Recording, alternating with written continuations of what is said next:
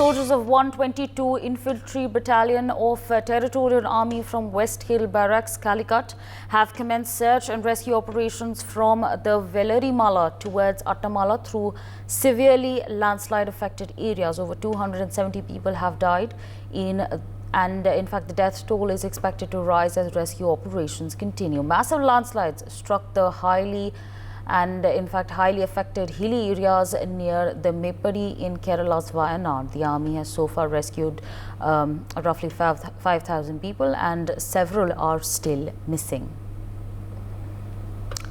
Anand Singh joins us live on the broadcast. Anand, take our viewers to the search and rescue operations that are underway at this point of time. Of course, we're learning that soldiers of 122 Infantry Battalion of the Territorial Army have also commenced a search rescue operation.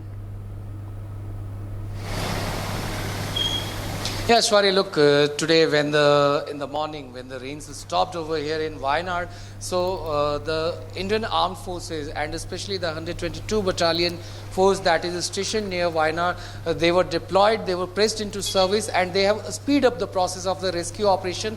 As early in the morning we showed that how some heavy equipments like earth moving equipments were being brought over here, and even the army is trying to work on a bridge that got disconnected, that was washed away by the landslide that took place on Monday night. So the army is trying to put a temporary bridge which will be operational in next 1 or 2 hours, and then the rescue operation will gain more momentum as several of the heavy equipments will be made to pass through that bridge, as currently the connectivity between the two centers is not very good, as the main bridge that used to connect Churumalam from Mundakai area side, that is the Ranimala hill station side, that got disconnected. And even as we speak as of now, the Indian Army soldiers and even Indian Air Force troopers are trying to provide all the assistance to the people who have been stranded there, and they are trying to figure out that still